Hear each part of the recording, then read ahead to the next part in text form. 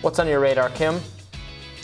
Well, there's no doubt emotions are running very high in the war between Russia and Ukraine. People are upset, in shock, and disbelief.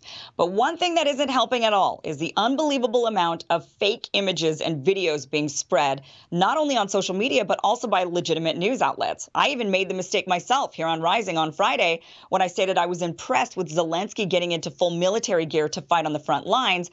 Turns out that was an image from last April. I fell for it. I apologize. Unfortunately, I'm not alone in falling for it. Bild, a political news outlet in Germany, shared a video of what looked to be a horrific bombing by the Russians in Kiev during one of their broadcasts. But it turns out the footage was from a 2015 chemical explosion in Tianjin, China. Newsmax used a photo of a crying older woman standing in front of her devastated home with the caption, "The current devastation in Ukraine." But the photo was from 2015. An Italian news broadcast used footage from the video game War Thunder when talking about the war in Ukraine. No doubt viewers seeing a rain of missiles were horrified. So I want to go through some of the most egregious examples of the fake news circulating around, but I have to preface this because we are in a Western nation that is supportive of Ukraine in this conflict. The vast majority of the fake news that we see circulating is anti-Russian. So I'll be debunking a lot of this type of information. However, I have no doubt similar fake news is circulating in Russia and in pro-Russian countries, showing fake news that is disparaging of Ukrainians. We're just not seeing much of it, so I can't debunk it. So keep this in mind before you lash out at me and call me a pro-Putin Russian asset at the end of this segment. So let's start with what I think is the most astonishing example of fake news circulating. It was being reported that 13 heroic soldiers on Snake Island were confronted by a Russian warship. The audio recording shows the Russians telling the Ukrainians to lay down their arms to avoid bloodshed and unjustified deaths. The Ukrainians are infamously heard saying, "Russian warship, go F yourself." It was then reported they fought valiantly until they were all killed by the Russians. President Zelensky even announced he would posthumously award the men medals of valor. Well, it turns out whomever claimed they had died was mistaken.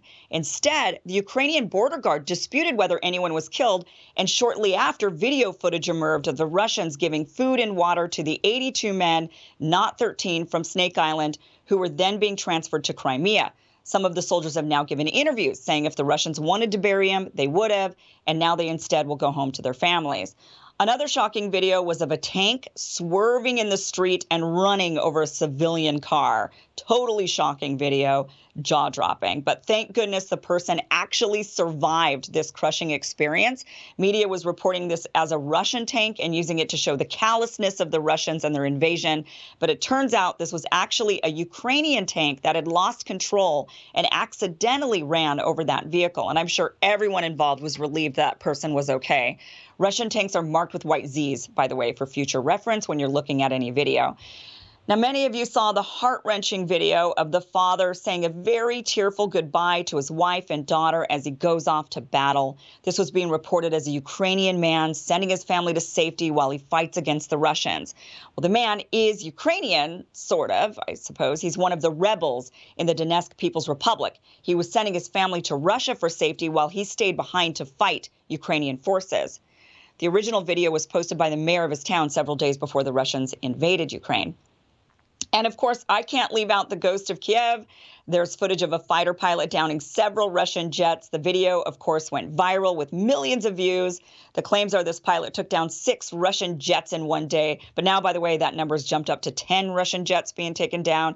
Now, a fighter pilot who takes down 5 planes throughout the course of their entire career is called an ace.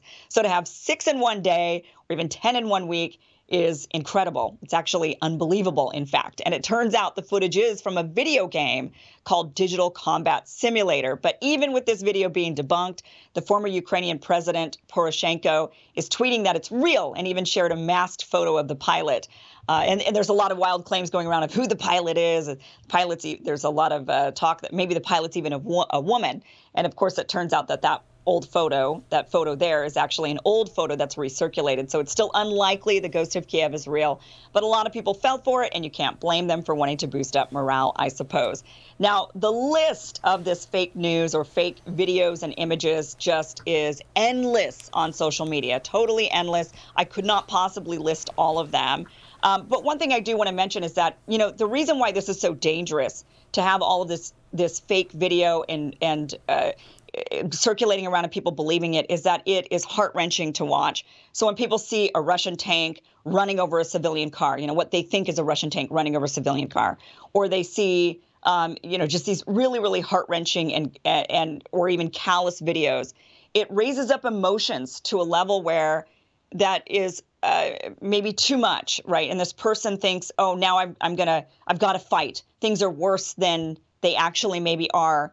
And it causes people to get highly emotional, and it can inflame a situation to be much, much worse. So, Robbie and Ryan, I'm sure you guys have seen many of the fake different videos that have been circulating online. And it's tough to even know what is true and what isn't true. I'm sitting there for hours, like, researching just to make sure. And there was one, by the way, I do want to mention. It was a CNN, and it said that this particular journalist was killed in, the first American to die in Ukraine. And then there was another image that was shown side by side on social saying, but CNN had also claimed that this person had died in Afghanistan. That was fake. It was from a fake account, a fake CNN account, making it look like they had said that this journalist had died in Afghanistan and in the U.S. CNN never made, and in Ukraine, CNN never made that claim. So you have to go in, right. Endlessly, exhaustively research this stuff to see what you see. Is it real? Well, social media is just so unreliable in situations exactly like this. In breaking news, crises, natural disasters, war, you can't trust what you see at all. And you're right to point out that this exact thing is happening on the pro-Russian side in Russia. But that doesn't mean a responsible journalist should absolutely call out the kind of misleading or even deliberately misleading in some cases to the extent it's trying to be a kind of propaganda. Right, and what's so dangerous is that this is taking an ancient phenomenon and then layering on top of it, social media and video. There's that famous phrase that I just looked up who said it. It was Hiram Johnson, it could be our trivia. Hiram Johnson, progressive Republican senator from California, said the first casualty of war is truth. He said that about 100 years ago. And that has been a phenomenon that has been consistent in wars, throughout human civilization. That the conflict and the emotion just end up leading to a blanket inability of people to accurately relay what just happened. Yeah. Partly sometimes by mistake and partly deliberately to make your opponents look worse. Now, and Robbie was talking earlier today, the problem with these confrontations is that as the escalations pile on top of each other, one wrong move from somebody can send it spiraling into world war. Not just one wrong move, one wrong video that people think is a wrong move can send things completely spiraling out of control. There's not much you can do about that other than as consumers, check out what you're watching. Don't share it if you don't know that it's true. About Zelensky, though, I get that those pictures, you're right to point out, were old pictures of him. He is down there, though. He's in the streets. He's in the streets with the troops. Right. And I saw some right-wing people on Twitter saying, oh, those photos are fake, and there's no evidence he's even still in Ukraine. No, yes, there is. No, he's is definitely in Ukraine right now, and his life is in serious danger. The Russians are going to try to kill him. I don't know about that. I don't actually agree that they're trying to kill Zelensky. I wouldn't go. I don't think that they're trying to depose the government, but I do. I thought, well, he was in battle gear. I don't know. Have they actually stated that they're trying to kill Zelensky? They've said that they have no beef with the Ukrainian people or with the Ukrainian military. Their problem is the U.S.-backed Nazis that are, illegally running Ukraine. So, he has said that that's his goal. Whether or not it is, I don't know, but he has said. I think they will try to kill him unless a peace is reached before it gets to that point, which I very much hope is the case and might be the case. So I have been monitoring I've been monitoring both the Ukrainian and the Russian side, especially on Telegram, and then doing a lot of translating. I spend all my time right now translating post after post after post. And I will say that what I'm noticing when it comes to the propaganda, so what we're seeing on our side of it is Russians behaving badly in war, right? Like these atrocities and these terrible crimes that are happening and these heroic acts by the Ukrainians. And that's kind of the stuff that we're seeing on our end. On the Russian side, I will say what I have seen coming towards them is that they're being obliterated. So it's like the propaganda on this side of it is to show the callousness of the Russians to make us want to fight harder against them.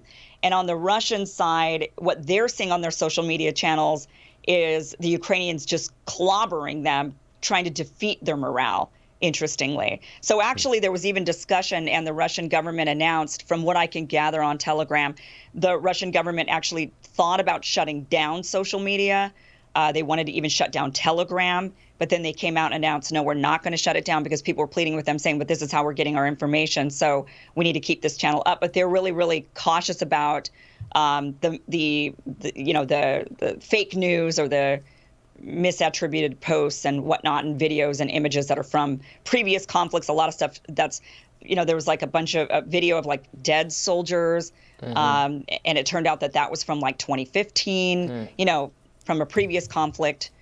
So it's kind of interesting to see how the propaganda is being used on both sides to try to demoralize, the Russians, and also try to get people really angry at the Russians on this side of things. I should add, actually, it might be the case that they didn't really have a good plan for what to do, they being Putin, the Russians, what to do with Zelensky, because they might have just fully expected, and this wouldn't have been an unreasonable expectation, that he would flee the way it happened in Afghanistan. Yeah. It said, the sort of when the U.S.-backed regime kind of crumbles, there was very little bravery in the past. And when the Russian-backed regime crumbled in 2014. Right. Yanukovych fled. Yeah. Exactly. So they might not have really expected this kind of outcome that he's showing. What I think is quite unusual honor in the situation. So I just think that if you're going to kill a leader, you're asking for it. I mean, then suddenly you lose the support of everybody that maybe even kind of supported you. That's why I don't really. I mean, maybe they would take him, they would incarcerate him, then they would say, now just flee because we're putting in our own government. Hey, listen, anything could happen. Yeah, I mean, that argument would pertain to everything Russia's doing right now, and they're still doing it. So. Right, to some degree, yeah. All right, well, thank you, Kim. We'll be back with more Rising right after this.